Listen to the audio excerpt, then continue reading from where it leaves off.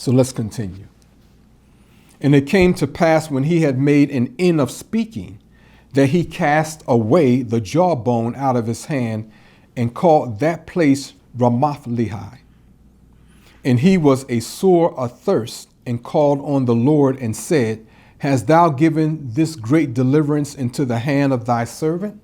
And now shall I die for thirst and fall into the hand of the uncircumcised?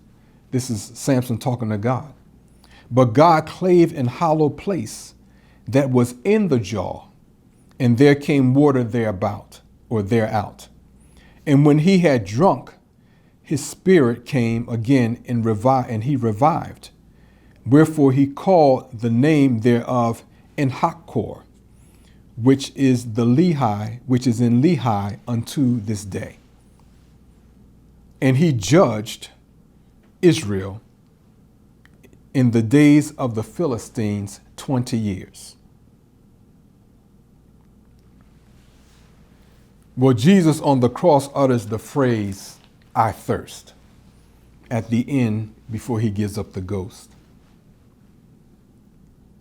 Jesus was talking to God and not to the soldier who gave him vinegar instead of water. But we thank the soldier for trying to do something.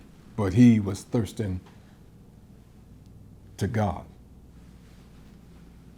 Well, we thirst when we have exhausted our supply of that which is required. For example, water is required of the body. Therefore, we are driven to replenish ourselves when, as the saying goes, our wells run dry. A messenger of God, in this case the Messiah, thirsts for greater and greater expressions of God's will coming through his efforts. After a great challenge depletes his supply, he thirsts for the next challenge, as well as what it takes to meet the next challenge. Jesus had run the course of one assignment and now was eager to begin the next assignment because this would enable him to advance the will of Allah.